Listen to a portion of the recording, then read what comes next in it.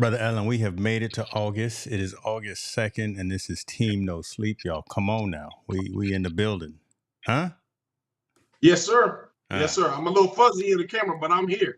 Well, you all the way on the East Coast. You over there in that Minneapolis weather y'all having. So, if we got Yeah, yeah. snowdrifts, I don't know what's going on in your neck of the woods, but No, I'm in the land of the Great Lakes, brother. I'm in the land of the Great Lakes, which is a good thing.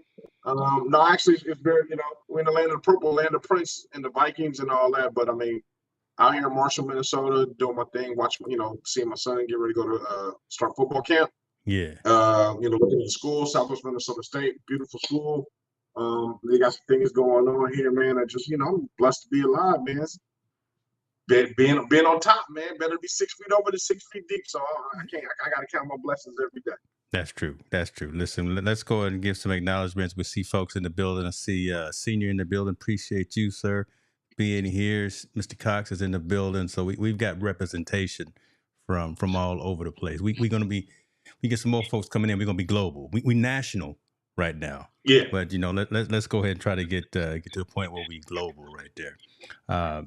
Let's go ahead and give a little update on a story that we did. It was last week or a week and a half ago. I'm not exactly sure, but definitely timely, relevant news of the day. Bronny James, man, Yep. man had cardiac arrest out there on the practice field for USC, prepping for his college career. Updates, obviously, you guys probably been following that as well. He's doing better. He's out of the hospital. He is recovering. He's in stable condition. He's all those good things. And his father, LeBron, has sent out a couple of tweets, a couple of IG stories and the IG posts saying Bronny is on the mend. But so that's a good thing, right? The fact that, again, he's out of the hospital, he's on the mend. We got pictures and we got videos. Not show a video of him playing the piano and going out to eat and all that good stuff. But now it starts becoming a business conversation. Yes. Right?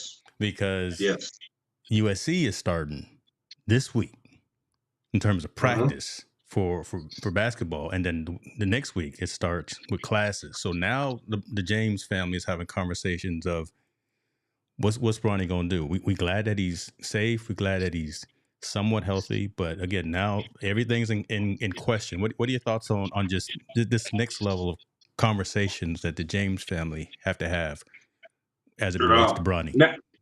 Natural progression, right? In an incident like this, natural progression. You gotta, make sure he's healthy, and that's number one. And now number two is like, okay, where do we go from here? Like, does he play basketball ever again? Does he play basketball at that level again and risk of having another cardiac arrest? Does he just go to school? Do we just kind of play it and wait and see and kind of gradually bring him along to wait and find out? I think the ultimate decision is Bronny and his parents. That's going to be that long-winded discussion and arguments and conversations with health experts and so on and so on to really see where Bronny is. I read an article earlier this week about, the James family was considering him that was it. That's it. We're not playing anymore. And the good, I don't want to say it's a good thing, but the blessing is his family's financially stable where he can make those decisions and still be okay. Right? This is not the all day everything livelihood. The whole family's counting on him to make it. He's kind of in a different scenario where he can walk away from the game. Finances is not even an issue. It's all about the love of the game. Does he want to risk his life to play the game of basketball? Because finances is no longer even a part of the equation. With his family situation. So now I think those are just a tough conversation, man. I mean, you got to think this young man's been born into basketball.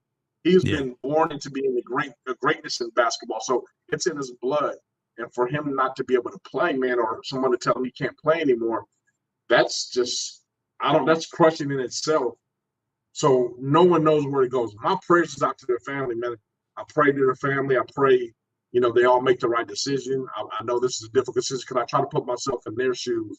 What if that was to happen to someone in my family? How would I feel? Right. I can't.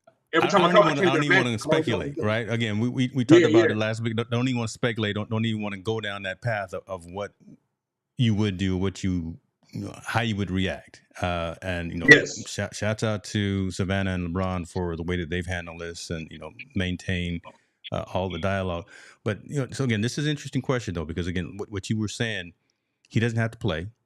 Just needs to go to school. But again, it's in his blood. I actually think Bronny's younger brother, watching him, is actually better than Bronny.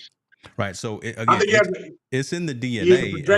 And telling this kid right here that he can't play basketball at a high level, that's a tough conversation around the dinner table at the James house. That's a hard conversation. And, you know, when we're young, we think we're invincible, right? Okay, it happened. I'm still strong. You see, I bounce back. Nothing's going to happen to me. I want to be back out there and play. But then we're looking at the long-term effects of what's going on. And LeBron and them as a family, I said, well, listen, is it all the way worth it? Like, Pops, I'm dad. I sacrificed everything to make sure I put you guys in a greater place. And now that we are, and now this is a health issue, you don't have to play because your livelihood is not going to change at all. Even if what Bronny made it, his lifestyle is not going to change. It's not going to change the financial part. It's all about, does he love the game? And is it worth the risk, the health risk for him doing it? Like I said, that conversation is just a hard conversation itself. It's going to be just hard for them to just, I don't even know, man. That's just a tough conversation. It's going to be a lot of tears, a lot of tears, a lot of crying, a lot of sobbing, a lot of consulting. This is that therapeutic conversation. You might have to get some therapy and a third party to come in to kind of mediate where everybody's coming from. Real, because you know LeBron's got his mindset in terms of where he wants to go. You know, the kids to go because he always has talked about I want to play with my son and then maybe retire. Mm-hmm. So he's got that vision.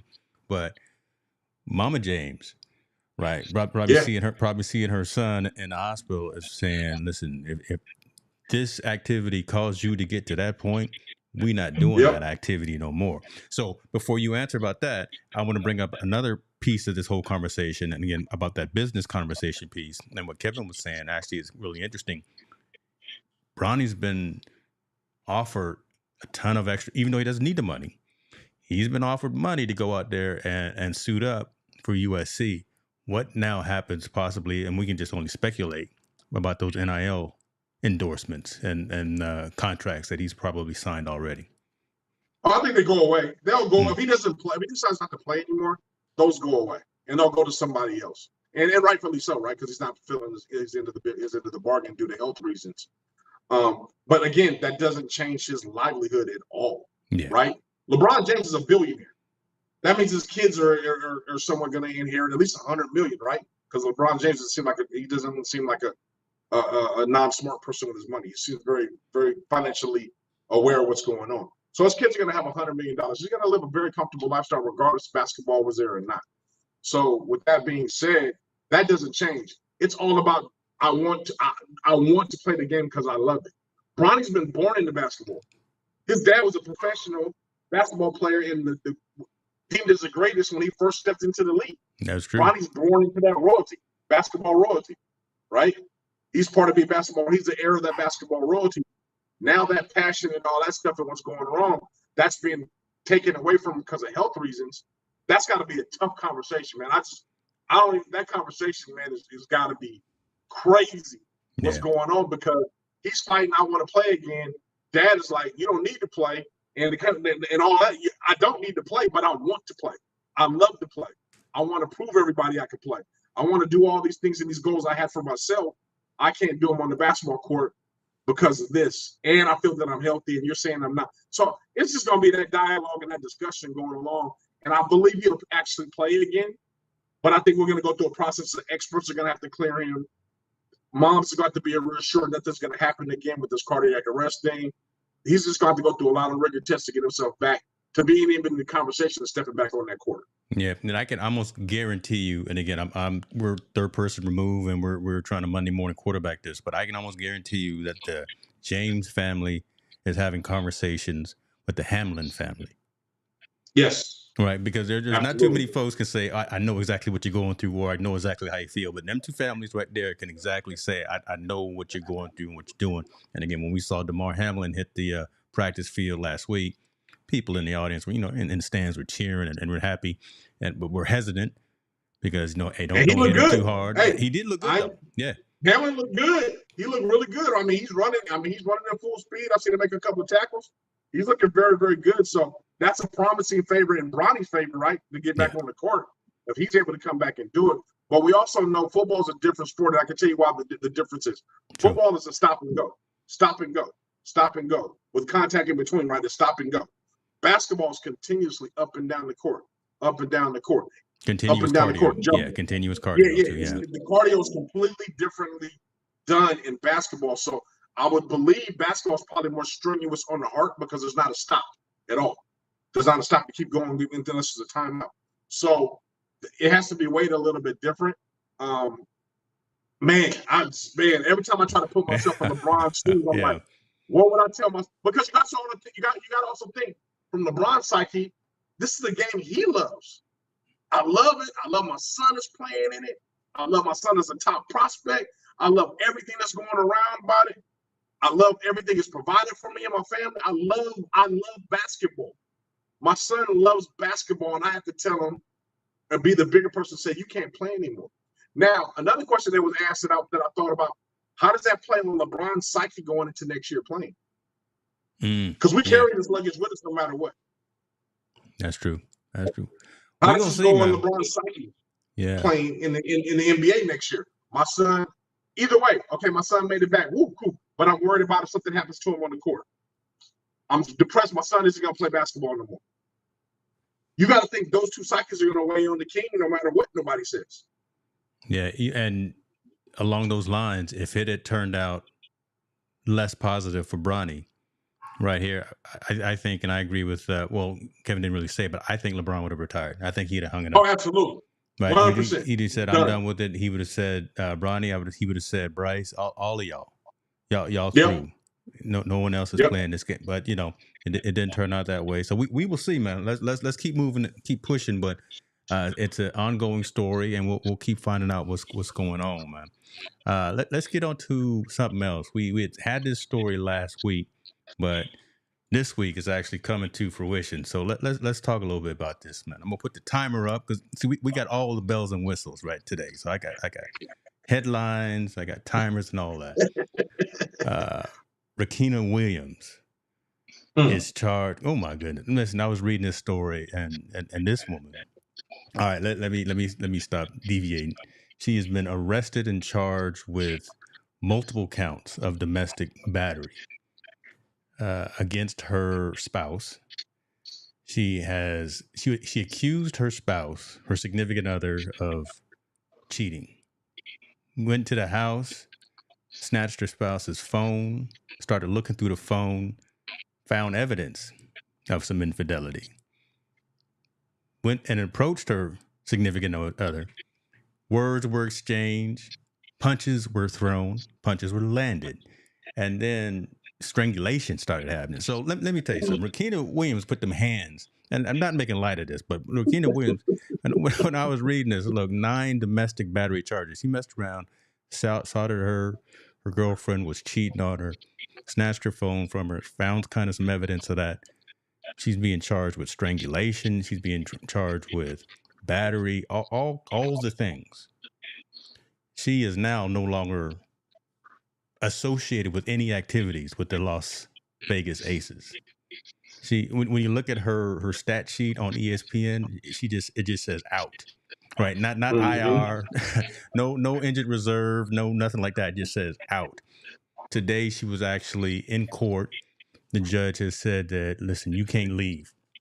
You can't go nowhere. You can't go anywhere outside of Las Vegas. If you want to stay out of jail, you abide by these rules. This long story short, here's the story, right? Again, Riquna Williams, multiple counts of domestic violence against her significant other, against her spouse. What's the deal with it? Why does it have to get to that level where you choking somebody out?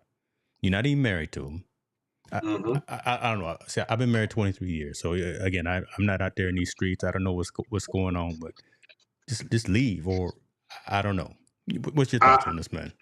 It's sad, right? It's a sad case, a sad scenario that it came to a point where she felt she needed to put her hands on her. But there's a situation where when people they feel like they're not being heard, there resort to violence in order for someone to try to grab somebody's attention.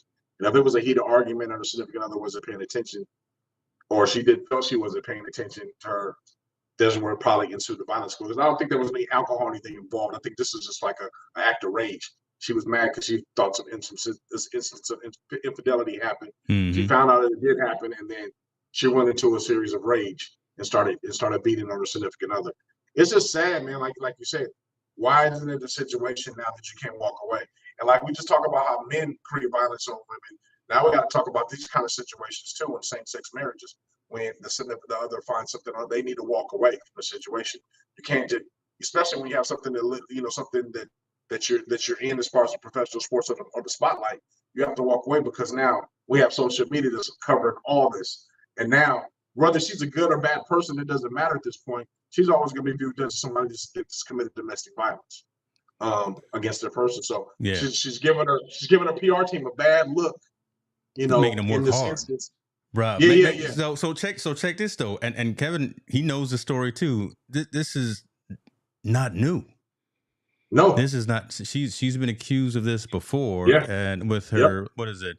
Williams, who was drafted out of Miami in 2012, has been with the Aces. Let's see, where is it? Here. Previously been suspended 10 games by the WNBA in 2019 while a member of the Sparks after a domestic violence incident in Florida involving her ex-girlfriend that led to arrest on felony charges. So, yep. She's got issues that need to be dealt with because she's always putting hands on people when she my gets. Situation is they need to deal with this like we deal with the NBA players are doing, right? Spousal abuse is spousal abuse. Why it should be done? It should be handled the same conducted way that the NBA players would be dealt with if they had that situation, right? If you have one time, you got the small suspended. Second time, it's a heavier suspension, a heavier situation, and they find out what's going to happen with the criminal charges. I don't think the WNBA should have to wait for criminal charges to do whatever they're going to do. They can do it now and say, you know what, whatever the court says, that it could be whatever the court determines, it can be added, but we can add on to it, but we're not lessening it at all. It's either if it's really severe and they think it's severe, then we're going to add on to your suspension. But right now, this is what we're handing down. You're doing this because you have to set some type of precedence when it comes to these type of domestic cases. And that's the first we've seen this is kind of the first that we've seen it really in the spotlight in the WNBA, right? This incident probably happened before. It was probably like that little caption went on the ESPN, and we really didn't pay attention to it because we really weren't paying attention to the WNBA like that. Now that we are, and we're really putting a light on it. Hey, it's your second go around. We got to really make sure we slap you on the hand really, really hard to let you know you're not going to do this again, and you definitely got to do this again in our league, and playing in our league. It's just sad, man. I mean, again, why can't you just walk away? Again, not making light of it, but again, this is just for it to happen multiple times, different people. It's a pattern, and now it's frontline news because again, just like you're saying, it's she's with the Aces championship team, so everybody's watching the Aces, everyone's watching Vegas to see what's going on, but. My goodness, you can't do this, man. You can't do this. Yeah, you can't do this. You can't put yourself in that situation. You can't put your team in that situation. It's not a good look for anybody. And that our argument you just did, that our argument and fight you just did, cost you everything because they might kick you out of the league. Maybe. I mean, that's not above. That may kick you out of the league or suspend you. So we talk about. We want to make avenues for them not to have to go overseas and play basketball to make a living. Now, with your second domestic violence case, that might be her only avenue to make money. Rightfully so, rightfully so, because they don't want that in the league. It's a bad look, man. It's a really, really bad look. But on hindsight, I'm glad people are shedding light on it because I don't think this is the first incident in the WNBA. She may be the first one that's got caught on record, but I mean, the one domestic violence is happening in there. In the WNBA, I'm sure there's others, just like in football. Yeah, if there's a domestic violence, there's other people that's happening as well. So I'm glad they're shedding light on it, and they're shedding light on the same sex, couples having domestic violence issues as well. That's a whole other avenue that no one's ever discussed. We don't even talk about it, but now we know that actually exists. It does exist. There's domestic issues and those types of things too, and physical altercation. So it just opened up another line. Here we are again. Well, we talk about it, social impact and stories. We talk about those uncomfortable conversations that not a lot of folks want to talk about, and hitting it at that angle, it's something to make people think. And again, Yes. we're trying to educate ourselves, trying to educate the community and the folks listening and watching as well, just to have a dialogue, right? We trying to help Riquna out, right? We can't have Yep. her out here strangling folks just because she sees some pictures or because she get in her feelings about something. Yeah. Break up. No sense Hey, in jumping off the break cliff up like with that over that. break up with your significant other and walk away. That's how you saw that. Walk away and get out of the Dodge, because now she's just causing herself and possibly her job, everything she worked so hard for over the years, basketball wise. You're throwing it. You just threw it away, because I guarantee you right now, would it be under the limelight with the Aces just winning the championship, with the WNBA breaking all these groundbreaking scenarios? They don't need that type of story. They don't need that type of narrative being involved in their championship team that's representing them is the face of the WNBA as an organization. And you pull this, you can't have it. So sometimes it's just easier just to walk away. It may hurt, but it's easier just to walk away and cut everything off. Cut it off. You the one making the money too, Riquna. Well, okay, I'm gonna leave that alone. So okay, see, you assuming that, don't? Well, there you go. I see. I should have thought before I spoke, but you know me better than that. I won't do anything that makes sense like that. All right, man. Let's go. Let's go ahead and move on to the next story here. We talking about, it's kind of a recap of something that we talked about before as well. Man, Alvin Kamara. Y'all saw the video last time that we had this story up. I'm not gonna bring the video again because it was devastating. Listen, Alvin Kamara and his partners were out in Vegas, and man, listen, not much good happens in Vegas. It don't, especially when there's alcohol involved, when there's gambling involved, when there's testosterone involved, whatever the case may be. Alvin Kamara, if y'all don't recall, if y'all remember, he and his partners got involved with altercation with, I think, just two dudes, or it may have been just one dude, but all of Kamara's crew jumped on this one dude and worked him over pretty well. They really did. They whooped the boy. There was video of Alvin stomping the dude out, punching at him, mainly stomping him, and mainly talking madness at him during the stomping. So, needless to say, of course, there's video. Roger Goodell saw the video. The Saints saw the video, and Mr. Kamara has now been suspended for a unspecified number of games for the forthcoming 2023 season. What was interesting about this when I was reading the story, just getting this recap for y'all, is what Alvin said. And I'll read it to you. Please accept my sincere apologies for the events of February 5th, 2022 in Las Vegas. I'm happy that we are able to get on the other side of this unfortunate incident, and I wish you the best for the future. Again, here we are again, putting them hands on folks. And Alvin says, listen, I'm sorry I had to put these hands on you. I know I'm losing money, and I gave you some money, and now I can't play. What's your thoughts, man? Because the Saints are going to be in a world of hurt without Kamara out there on the field. Just speaking from the play perspective, right? The legality and the charges and all that. We can talk about that too, but this is a big hit for them. Are we speaking from the Saints standpoint? Yeah, when you lose a great player like that, you're gonna miss something, right? He's a guy that comes out the backfield, catches the ball, runs the ball really well. So they're gonna miss that dynamic portion of his game. And it's also gonna give a chance for somebody else to step in. I think what Alvin needs to worry about now is like, what is the league gonna do? What kind of suspension this is gonna be? Is it gonna be a 2-game, a 4-game, a 6-game, an 8-game, a 10-game suspension for this altercation? I don't know if this is his first offense or first time getting in trouble in the league. If it is his first offense getting in trouble with the league, it might be a 4-game suspension. Yeah, Saints will be okay. All they got to do is go 2-2. They'll be fine. If it goes any longer than that, then it starts to get testy, right? It's going to get testy, because if you got to go 500, if he gets a 10-game suspension, you got to go 500. That's 5-5 with 8 games left. It's going to be rough to make the playoffs. A hard task to make the playoffs.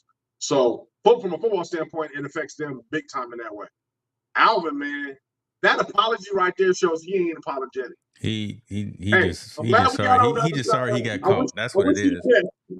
Hey, he sound like he a breakup, hey, baby. I'm sorry, please. I'm You're like, hey, man, I'm sorry I had to stomp you out.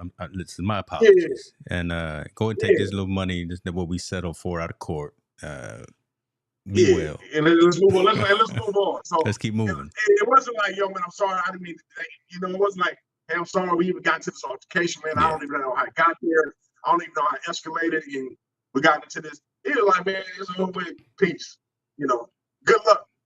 Good luck with that little crazy. million I gave you. I hope it lasts for you. Yeah. It's almost like the one, man. Good luck that man. I hope you choke on it. I hope you choke on that. You choke on getting that. Again, man, So listen, folks, don't go around tweeting and talking bad about me and my time. We're not making light of these situations, but listen, there is some humor in this, especially my man's apology, and I'll especially make him lie okay, because that was not a sincere apology. I don't care what nobody said. He made me like, man, I'm glad it's done. I wish he would have just said, you know, I'm glad this is over with. I'm looking forward to just continuing my career. That's better than what he said. He was like, man, you know, I apologize. Good luck. What the hell is good luck and good luck to who? To who? Listen, that like Kevin said, that's like that Chat GPT apology from my boy. From like somebody write this for me and let me go. Let's go and keep it moving, man.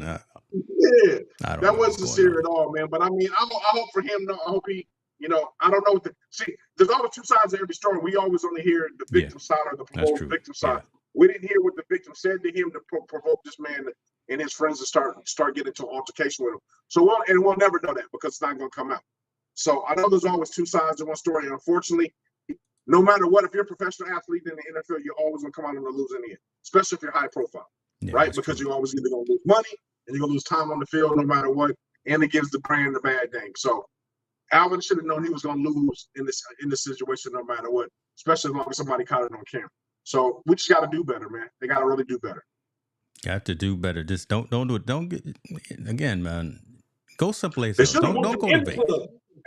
Hey, they should have got him in the club where there's no cameras. Hey. And matter of fact, they came out of a strip club, so there's no cameras involved. So if you got him in the club, you good. Can't nobody see that. I don't know. I don't know what you're talking about, man. Listen, I'm not going to confirm nor deny cameras are not in those locations. I'm not. Let's I can confirm. My wife okay. knows I've been to a couple in my Okay. lifetime. And listen, I'm not I'm gonna not say. trying to get in trouble.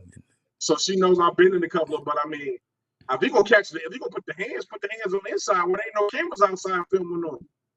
There it is. That's that street knowledge right there. You're only gonna get that here. Team No Sleep. Montel Allen is telling y'all what to and what not to do when you out there Yeah, I doing dirt. mean, then it's all hearsay, right? Everybody, oh, we saw him do this. Oh, well, you don't know the whole story. Like Eddie Murphy say, So, hey, wasn't me. Yep, exactly. Wasn't me. Let's All go right. next door. Let's go. Let's go. Okay, so we are very attached to this particular next story just because it's in your genre, it's in what you do. It's all about college football, and it involves the conference that my kid's school is or was in. I don't know, right? Mm-hmm. So Pac-12 is bleeding. Pac-12 is just hemorrhaging. And y'all know, if y'all follow the conferences for collegiate sports. Again, I was in Colorado last week, and right when I say Dion, but right when the University of Colorado said that, listen, we leaving the Pac-12, we going to the Big Ten. This is where the lucrative TV deals are. This is where we can probably more than likely have really competitive sports and raise the awareness, raise the level of attention. Right, the Deion Sanders we coming. So now he done left Pac-12, and now with the Big Ten. Good news for the Big Ten. Again, that's what it is. Good news for the Big Ten. All about that money. All about that money. But now the Big Ten is actually flexing a little bit more and saying we want everybody. They talking now to Oregon, the Ducks, not my Beavers. So they talking to the Ducks. They talking to Washington Huskies. Ooh, my goodness. They talking to Berkeley. Folks, y'all listen. Let me just stop right there. They talking to Oregon Ducks, the Huskies, Berkeley, and them Trojans. And Stanford. Well, Got Stanford. yeah, Stanford. Cardinals. That's I'm Cardinals. sorry, the Cardinals. I'm sorry, my fault. Yeah, so Stanford. Mm-hmm. Them are names that you just don't run off off the edge of your lips there, right? Them real schools right there, and that's old money. Well, you got to talk about this. So the reason why I'll let you go because I was going to go a whole nother path, but you may end up going there. Go ahead. The reason why they're targeting those particular schools because they want to capture those markets. That's it. That's where I was going. Is the big market they want to capture. They want to capture the Bay Area. So you get all of the Bay Area now with the Big Ten. And then Oregon has such a big following in the state of Oregon, along with Oregon State, but the University of Oregon has a big following for them to be able to branch at least one of those off to that big conference. They've just captured the whole Pacific Northwest, basically, for football. The only thing they're missing is Boise State, which they don't really need because that's a smaller market. They got all the three major markets they want on the West Coast for the Big Ten to have that. That is so. You got to think if you're a TV company, if you're a TV show, and you're saying, you know what, every Saturday, the whole northern part of the northwest region will be watching one of our games. That's a win-win right there. No, you can't deny that. It's a win-win for the Big Ten, for the Pac-12, and for that whole conference. Again, like I said, they're hemorrhaging right now, and I personally don't see anything positive coming out of it. But there is one ray of hope, maybe if that's what we want to call it. Apple is in communication with the commissioner for the Pac-12 to maybe bring Pac-12 streaming to the Apple platform. So Apple TV, just like YouTube TV has, I think the NFL has some. Mm-hmm. Amazon has, right? I still don't know if this is going to be good enough though to resurrect the Pac-12. I think it's a little bit too late, to be honest with you. Okay. Because that's a great tool, great mechanism, great for people to have, and for them to be able to streamline Pac-12 sports. But now we're at a point where Pac-12 is no longer the existing Pac-12 that we've grown it to be. It's going to be the only teams that are left are the Arizonas. I think Arizona's and Washington State. Let me think who else. And Utah. And I guarantee Utah's about to be out. Utah's going to be going. They're the next one that's go. They'll be the next team to go, depending on who wants them. So you went from 12 to 3 teams. Out of those 3 teams, I didn't heard Arizona probably would be the next one to bounce as well. They're just waiting for another conference to want them. So the Pac-12 has done a big failure of replenishing those teams and bringing in teams that would keep those teams attracted to being there. That's true. Now the Pac-12 would be full of small markets. The Pac-12 will be what was known as the Mountain West now that we have. If they decide to even keep the conference, the Pac-12 will have to be San Diego So that's State, where I was going to go. You just brought it up right there. Does all of this attrition, does all of this movement of, again, we're talking about real schools, and they're all real schools. We're talking about the Ducks, we're talking about the Bears, we're talking about the Spartans. If those teams leave, does Pac-12 just get dissolved? It's gone. I think it's gone. Wow. I don't really. I believe if the Pac-12 is gone, the 3 remaining teams, Washington State and Arizona, and 4 teams, and Oregon State will all be absolved by somebody else, someone bigger. They'll go either probably They'll go in the same conference, the Big 12. They'll go into another big super conference to make it, instead of the Power 5, it'll be the Power 4, because all the West Coast teams will be absorbed from someone else. Now, what that does leave room is now that's going to be able to grow is going to be the Mountain West, right? Because it's going to trickle down. The Mountain West is going to have an opportunity to now become the super conference of the West Coast, but they're going to have to be able to track some schools and be able to throw around money. Everyone needs to understand this is all about TV money. All of it's about TV money. Everyone wants that TV revenue. That is true. And these conferences want to be able to cover from 9 o'clock in the morning to 10 o'clock at night. They want to have somebody in their conference playing football where there's somebody across the region is watching, because that brings so much money. That means those commercials that you get from McDonald's are running now all day at $500,000 a pop. You know what I mean? Instead of getting in 10, you're going to get in about 14 to 15 a day. So this is all about the money and the revenue it can generate for these conferences and this conferences network, which is a great thing. It's just sad that now we're witnessing the change and basically the destruction of the Pac-12 that we used to know as the Pac-10, which used to be all the West Coast teams. I think it's about to be resolved. Which was the powerhouse. It really was. Yep. For a lot of us, we rep the Pac-12 like the SEC. Right? Folks on the in the Midwest, on the East Coast, representing the SEC, we were all about the Pac-12. We were right, and now it's being dissolved into nothing. Like Kevin's saying, that money is the conversation, or the Oregon, Washington, Cal Berkeley, all of that. And when Deion Sanders takes I'm gonna say it, a nothing team, because Colorado Buffaloes were nothing last season. Yeah, up to last season. They ain't won in 10 years. You're absolutely right. Yeah. Right. And now he got the deals with Nike. He said he would never wear Nike again. But now, of course, when he's representing school, he's got to wear Nike, even though he and his son have Under Armour deal, all of that. And now they've moved over to the Big Ten. Yep. TV money. You know what's funny? I read somewhere, and I don't even know if this is true because I didn't really get a chance to credit the source or nothing like that.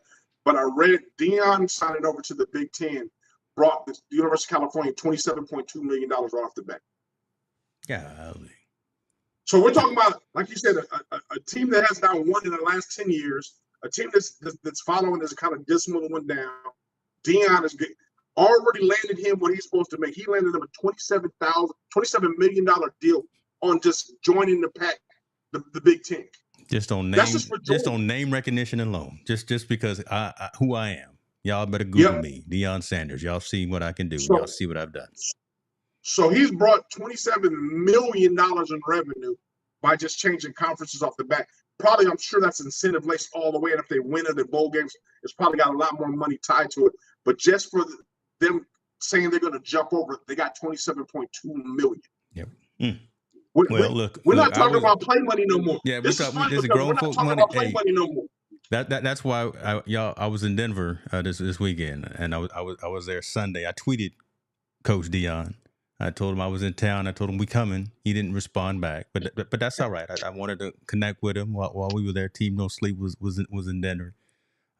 Went by the campus, but that's pretty compelling, right? For a man whose voice, presence, attitude, all the things, right, can drive that kind of revenue. And again, it's all about these TV deals. Pac-12 is trying to do something, trying to work with Apple. We're going to continue to watch this. This is going to be interesting. Like Kevin is saying, the Big Ten could compete with baseball and have a game going in all time zones. Yep. That would be crazy. All time zones are crazy. Yes. Y'all don't understand how big this is, right? And then not only that, you take that expression, like you said, about across all sports now. Now, look what that does to national recruiting. Yeah. It ups the ante now. You know, that kid that didn't necessarily want to leave home is now going to come to the West Coast to play because he gets to go home twice a year and play, and so on and so on. And now, we get fans. It's just, man, it just balloons up for so much money that's going to be made in branding. And now that kid was just got that local NIL deal. Now it's going to be a national deal because he's going to be traveling all over the nation now instead of just being on the West Coast. Insane, right? It's more money for him. It's so much money now that's being involved in throwing these kind of deals and situations. It's just sad that Pac-12 president wasn't visionary enough or smart enough to say, you know what, I need to get ahead of this and think he could live off just tradition alone and teams won't jump. I think now money speaking, that tradition stuff is out the window. People are talking dollars and cents. What makes more sense for us? And tradition is not doing anything for us. So we need to go on and go where the money's at. Can you guys imagine? We're going to get every week UCLA, USC's playing against Auburn, Alabama, Florida, Florida State. Ooh. Every week we're getting a powerhouse game every week. Penn State. That's what we're going to get as fans. Is great. But you know how much money that generates for these schools, which is ridiculous. So, me personally, and I'll say it here, the Pac-12 president needs to be fired immediately because he didn't foresee it. They need to get a committee in there right away to be able to salvage what they can salvage. And I would pull all the top Mountain West teams in there to pull them up, just so I can have a conference and regather myself and see, because we have some Mountain West teams that can play at that level. I think you combine those Mountain West teams and you try to pull in the University of Houston, pull the University of Rice, so you can get some of that Texas money, pull a few teams that's in the Midwest that whoever you can pull to come on over, And that way you can salvage the Pac-12 to the Pac-16 and hopefully continue and then build off of that. Like, what can we build off of that to kind of self get back going again? Because otherwise, I think Pac-12 will be dead, and by next year it won't even exist. That's sad. Yeah, we may be speaking this into existence, but it sounds sad coming out. But so, man, I ain't gonna cry in the car, nothing. But I mean, that it just sounds like that could be what isn't Colorado. Yeah, that's what we were saying. Yeah, Colorado is our. I think they were one of the levers the first. that allowed the Big 12 to actually, like I said, put their big boy pants on to say, hey, Oregon, hey, Berkeley, hey, all these other schools, look what we doing around here. We bringing these other schools over here. So we'll see what's up with that. I think part of this is the West Coast culture isn't as invested historically as the Big Ten or the SEC fans. Fans don't care nearly like they do in the Midwest or the South. That's the truth. We don't live and breathe football. We don't live and breathe college sports like they do at something like a Texas or an Alabama. That's negated though. They don't care about that. They care about the TV time and the time zone money. I mean, passionate about a sport and getting TV revenue is completely two different things. I see baseball teams like historically Baltimore. There was no fans. You keep playing it because it's gonna. They televise the game because it's covering their time zone and making money. This is all about that. And I appreciate what you saying, Kevin, that you're right. We're not as passionate as they are. They're very traditionalist. They're ingrained in football. We're not so much. But the fact of the matter, we have so much talent over here. And now these other teams across this country are going to get the chance to watch them play on TV. On the West Coast and the East Coast, I mean, can you think about it? 11 o'clock at night, I get to watch USC play against Alabama. Boom. People will stay up to watch those games, and vice versa on the West Coast. We're going to be all in tune at 7 o'clock watching those games. Right, you talking about Nirvana, right? But you talking about it's gonna be really cool. It's gonna be really interesting to see, folks. Keep your seatbelt on. It's gonna be really interesting to see. So we'll see how it all packs out. Yeah. I wish I was in that. I wish I was getting a percentage of this cash. I wish I was. All you want is 2%. Hey, this is what I wish I had some NCAA stock, right? Yeah, I know, man. I wish they were public out there. So that's why Pac-12 doesn't have the same TV deals in those two conferences. That's why LA teams want out, and they want a piece of that pie. Yep, I agree. There you go, Kevin. There it is, right there. There's the drop right there. Listen, man. Let's go on to the next story because I want to keep. We'll be cognizant of time, but I see my man in the trading who is here, and I think he's from like Thailand, New Zealand, or something like that. Needless to say, I think it's like 2 a.m. where he is. It's something ridiculous like this. I want to acknowledge this man. I'm gonna take you off screen just for a second because he asked a particular question. Absolutely. So, asking about are there any tech interviews in the works? And I appreciate you asking me about that, sir. And thank you for chiming in, being a part of the community. I am actually getting back to my roots. So actually tomorrow will be the first episode of Technologist Forum. Bringing that back. Going to be talking about enterprise and consumer technology. Going to be doing Q&A. Going to be doing news. Going to be doing maybe a little bit of live shopping as well. So it'll be exclusively on YouTube, but maybe eventually on Amazon Live as well. So yes, to answer your question, sir, will there be any more tech interviews coming?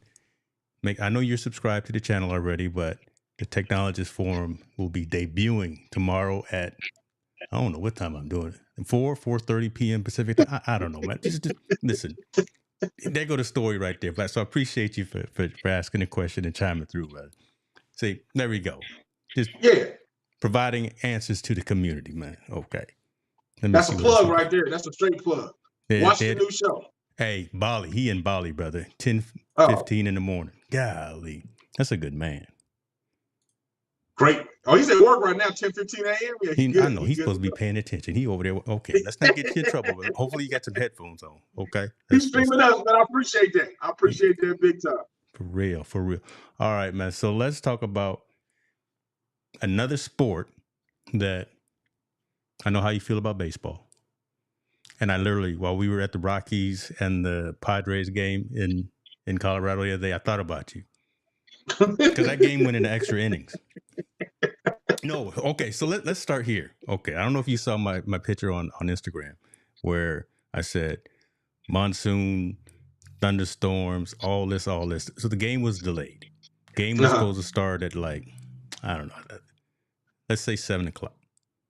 I don't know. That lightning and thunder in the Colorado area is no joke. Game delay. First pitch wasn't thrown out till 9:00.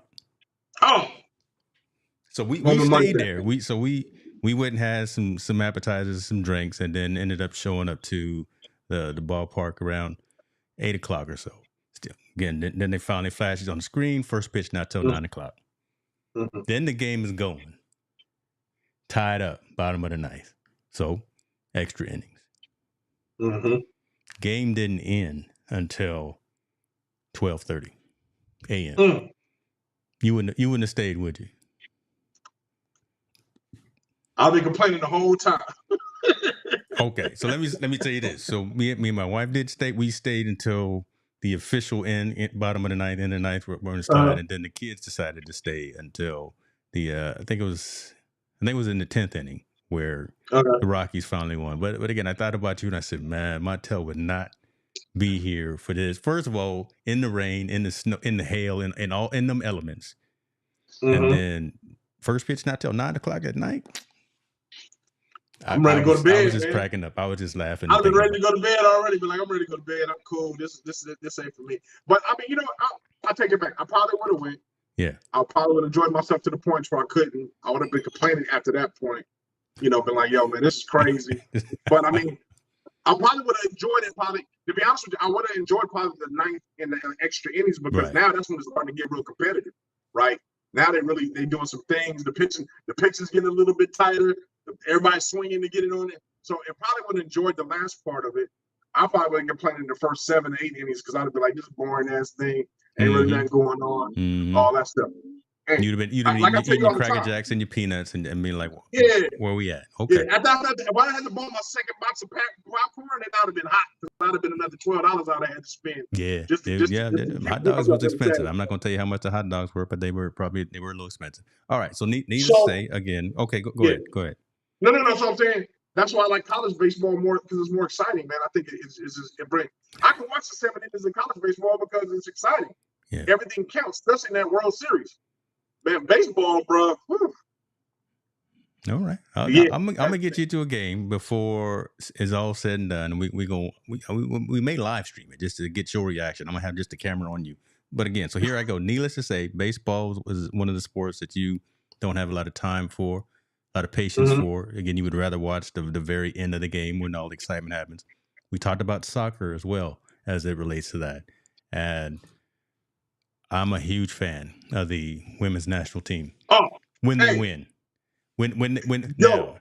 Okay. I texted you the night. I was like, yo, I watched Brazil versus who did I watch them play? Damn. Who you watch? What you watching, man? I was watching Brazil. I don't know, man. I can't lie.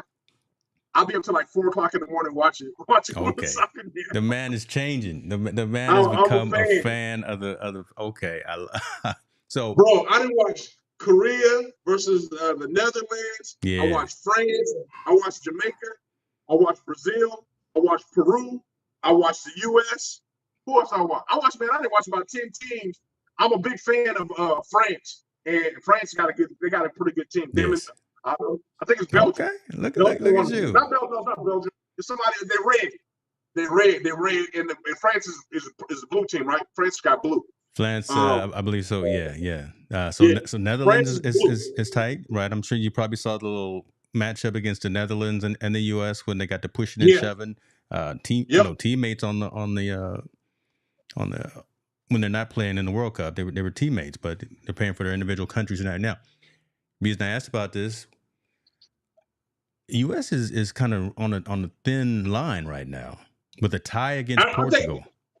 Aren't they tied? But they tied. They move on, right? They move on. But again, so everyone is saying, and again, we always want the most, especially from the U.S. teams, men and or women. Yeah. The women are the only ones that have won in the past. So we think they're gonna go in there and dominate. And for them to go in and just get a draw against Portugal, you got ex-players, you got a lot of folks Monday morning quarterbacking and saying, man, they don't look like they in shape.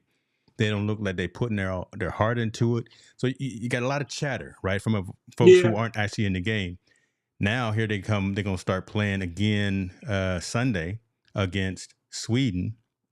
Yeah, Folks are trying to. What's it gonna look like? Can the U.S. get well, past Sweden, which is again it's getting much tougher here now that they're in this second round of round, right? 16. Yeah, this is the Yeah, round of yeah, in the second 16. round. So I think they'll be fine. I know I've seen all those comments watching, man. Like I said, I've been late at night. I've heard them all talking about how they're lazy, how they haven't been making the right substitutions at the right time, how they just been out of sync. I think the U.S. But they keep deeming U.S. as the best team that's there, which I don't know how they say that because I don't know how it's ranked by why. And I'm new to sports, so please forgive me. I don't know how it's all that. But for me, the U.S. man, you got to think if you're number one, everybody's stepping up to play against you. Everyone wants to beat you, so they're getting everybody's A game, everyone's A game all the way, and then everybody's. I think they're in Australia is tired of listening to them. Oh, I watched Australia too. Their team too. They played good. They played against I forgot, man. I've been watching a lot of, man. I'll be so tired in the morning I can't. You got them all mixed up now, but you watching. I ain't mad at it. I'm watching, man. But I'm gonna tell you right now, my sleeper is France, bro. France is hella good. They got a forward on there. I don't even know her name. Little girl, she's so good, man. France has got. I mean, France, they giving people fits. Well, they beat Panama 6-3. They beat Panama 6-3 in their last game. So I mean, they ought to put the ball in the net. And Brazil lost too. They lost one game already too. Brazil lost too. They were heavy favorites as well. I watched the game that they lost. I think they lost against France, if I'm not mistaken.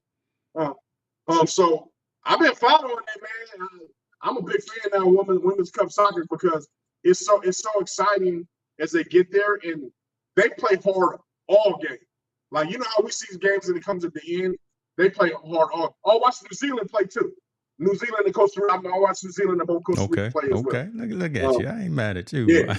I've been on it, dog. I've been on one. But France is my sleeper. I'm telling you, France is super good. Out of everybody, Sweden's pretty good too, but France is my. After US, I go for France. Okay. France is really, really, really, really, really good. We'll see. We just trying to get past. We trying to get past Sweden Sunday. So 2 a.m. I'm not gonna be up. I'll probably be up. Is that right? I'll be up, man. I'm gonna set a timer. I'm gonna be up too. I'm gonna watch it with you. I'm actually becoming so much of a fan, man. I was even looking on buying me a couple of jerseys, dog. I'm like, I'm about to buy me a couple of jerseys to sport, because man, dude, hey, and their soccer was way better than the dudes. They play way. No, that's true. Yes. Way better. That is true. And again, they've won before, so they have that blood in them. So Alex Morgan and the Rapinos and the Ertzes, look, and so they're champions. They've hoisted the trophy before, so we will see. I think, I don't think that they're out of shape. I don't think that they're not as driven. I think again, it's just kind of like you were saying. Everyone else is stepping up and saying, "Listen, we need to bring this A game as well," because everyone is saying U.S. is better than we are, and they're the best team. So we gonna show what we can do. We didn't just get to the World Cup for no reason. I think the good question they got to ask themselves is like, imagine if a team beats them. Yeah, we knocked off the number one team out of the playoff, out of the series. So everyone is going to go extra hard because it's pretty much one and done no matter where you play. Yes, either you won, you're out, or you win, and you advance. So you got to think even the team that's deemed as the worst is going to bring everything they got just to try to beat the number one team because they want to kick them out. And the U.S. has they have a mark on their back. They really do. They have a target on their back. Teams are playing way more physical against them. They're getting into altercations. And the two matches I watched, they got into altercations in both of them. The pushing and shoving and all that stuff happened in both games. So everyone's playing with a chip on their shoulder when they face against them. Now, is this the best U.S. team we got? I don't know, but they seem to be playing okay. I think the substitutions can be a little bit different, like they were saying, because at the end of the game they kind of get a little bit weird. But I mean, that's subjective. That's not my call. That's a coach's call. And it's hard to say that when you're not down and when you're either winning or you're at a tie. You really keep defending. Right. So you keep your stars you don't in need there. to change. Yeah, you don't need to change. Everything's working out good. We're not giving them anything, and they're not giving them a game. But I do believe the U.S. got the least amount of shots against them. So they're doing something right. You're not getting into that zone where you can score. I think they're on the average of something like 10 shots, 10, 11 shots a night on them, where everybody else is averaging like 17 to 18 shots on goal. So they're nobody's doing getting. Not a lot of folks are gonna get past Ertz, right? I mean, she's a defender, man. She knows what she's doing back there, and I like her. I like her husband. I mean, that's a good power sports family. I love Julie Ertz. And when the ball goes on the U.S. side on the scoring, U.S. is super physical. They're slide kicking, they're pushing people around, they're making sure they get the ball out. So, like I said, I think they're gonna step up as the competition goes. I think at a point, but they're getting everybody's A game and they're still winning. So when you're getting everybody's A game and you're still winning, it's just now you just kind of gotta progress as the competition progresses. Keep doing what you got to do until the U.S. loses. Then they're the team to beat, right? Until they lose, they're the team to beat. Man. Yeah. And Switzerland, and you got to think though, U.S. can win without playing their A game. Can Switzerland win without playing their A game? So if Switzerland is off, I don't think they got a chance. If the U.S. is off, they still got a chance. Montel over here he over here talking that talk. Y'all go put your bets in right now. Go on and log on. Hey, what is it? The FanDuel or the whatever. James, I'm a fan, dog. I am a fan of World Women's. Look at him, boy. He hot. He into it. I love seeing this right here because now this man has added another sport to the repertoire. And I remember when we started this, you were like, man, one baseball, no, I ain't got time for that. Soccer, no, that's too much running. But now you seeing what's really jumping off. Okay. Women's soccer's on point. Hey, they're on point, man. And I can even see them running how they run their plays. Like I didn't know you really could run plays in soccer. They got some strategic plays that they run in certain situations, and they go. Matter of fact, it's funny, and I'll make sure. I was watching one night. The Philippines was playing. Of course, my wife is Filipino, so she was, and the Filipinos were getting blown out, and I was just like, she was like, "Damn!" I was like, "Oh!" And she was calling it. So it's crazy, man. Now, the whole house has got into it and tripping out. So it's kind of funny. But yeah, Women's World Cup soccer, man. I encourage everybody, if you can't watch a DVR, and just check out at least just the last 15 minutes. Yeah. I promise you won't be disappointed. Yeah, represent, man. Because again, this really is probably next to the Olympics. This is our only chance of really being on that world stage and really probably having the possibility of winning. Again, they're the team to beat. And you got some veterans on the squad still, and you got some superstars that's on there right now. We'll see what happens. So Sunday 2 a.m. Okay, we'll see what happens with Sweden though. But what's that DVR out, man? Just DVR. You got it. Yeah. Listen, old school TiVo. All right. All right. Last story for the evening. Appreciate y'all for hanging out with us. I guess this is MMA. I guess this is, I don't know, what is it? But it's that dude. It's that dude. It's Jake Paul. What are your thoughts? He and Nate Diaz will be fighting on the 5th in Dallas, Texas. Mm-hmm. And look, Nate Diaz is from here, Northern California, Stockton, I believe. Nate Diaz, he's a bleeder. Because anytime someone rub up on him, he just starts bleeding, and it's an ugly bleeder too. But he weighs 90 pounds or what? And again, I'm trying to be funny, but when he put them hands on you, Nate Diaz is a bad man. If he is to lose against an internet YouTube, if he loses against Jake Paul, that's one question. That's one question. But the conversation right here from this headline, if Jake loses against Nate, his team is actually saying he will retire. He will probably retire from boxing because he got beat by a legitimate champion. What are your thoughts on both sides of that story? Does Nate Diaz even need to be in the ring with Jake Paul? I think somebody retiring that night. It's over. Somebody's career is over that night. Whoever loses, somebody's career is over. So, the way that I look at it, I'm gonna give Jake Paul credit where credit's due. He's been able to handle himself pretty well in the ring, but he hasn't really been in the ring with somebody that really is gonna go there with him. I think Nate Diaz plays the crazy role.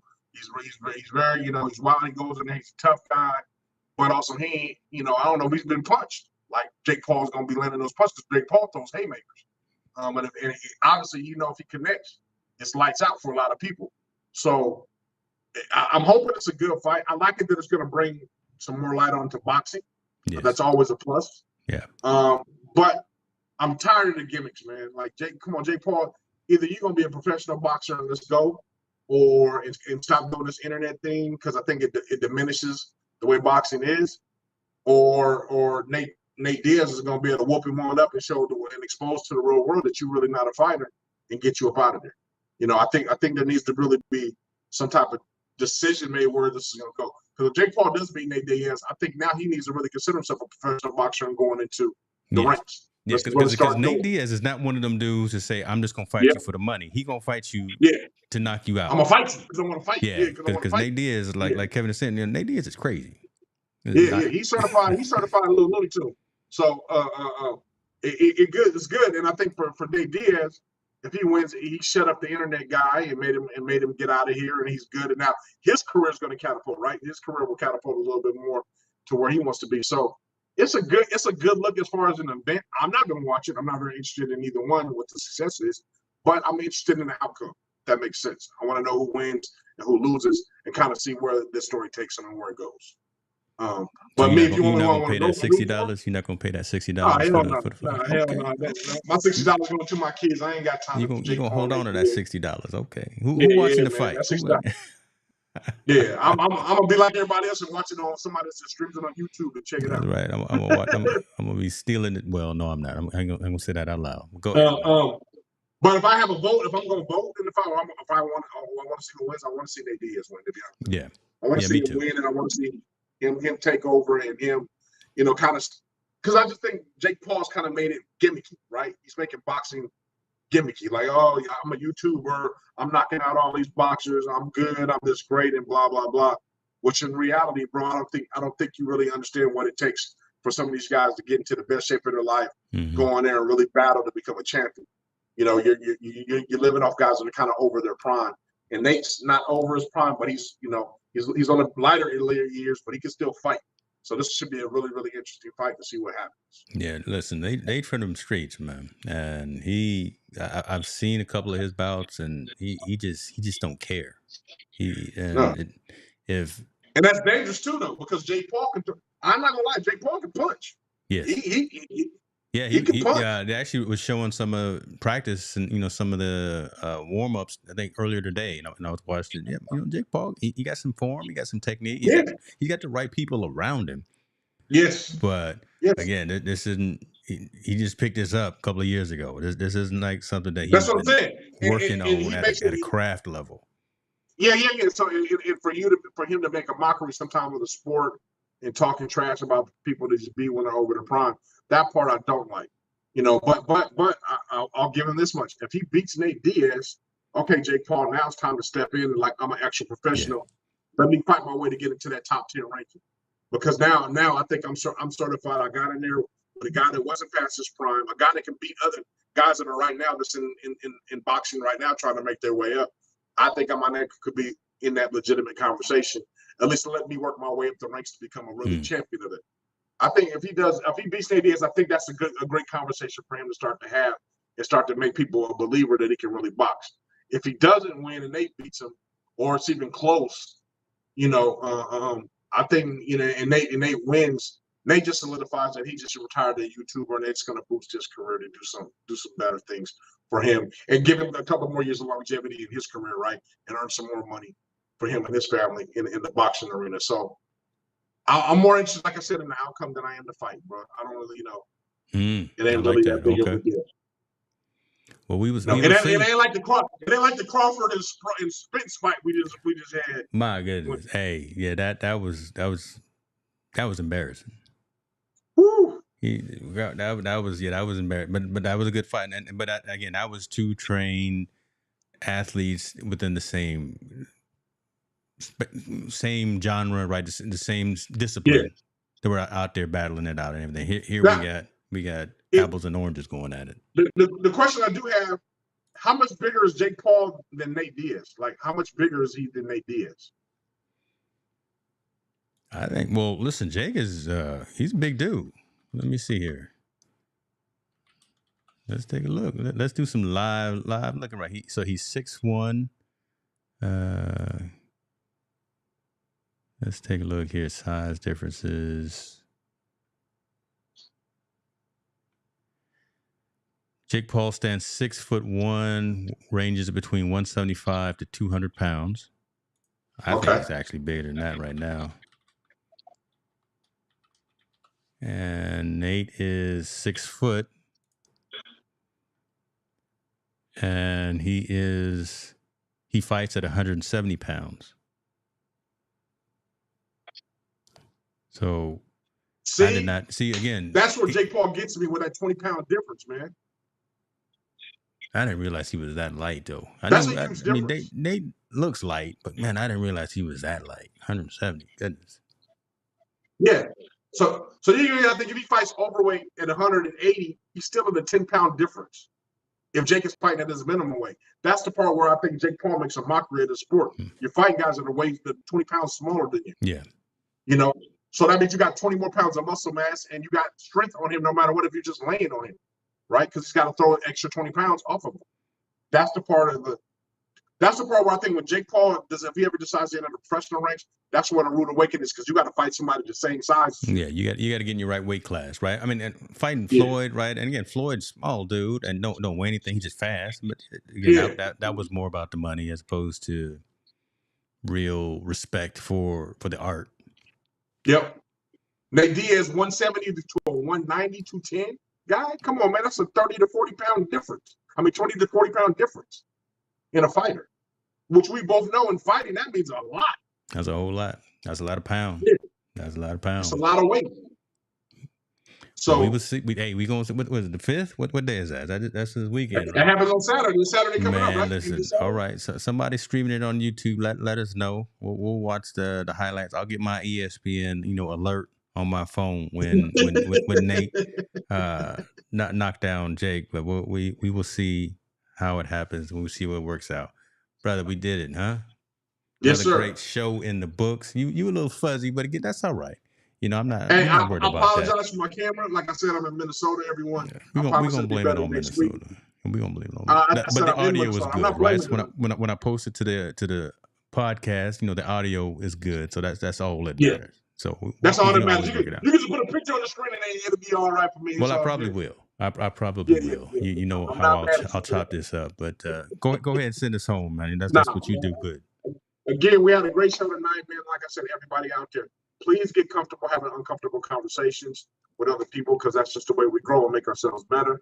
I wish you guys the best, and we will see you next week. Y'all be good. We out.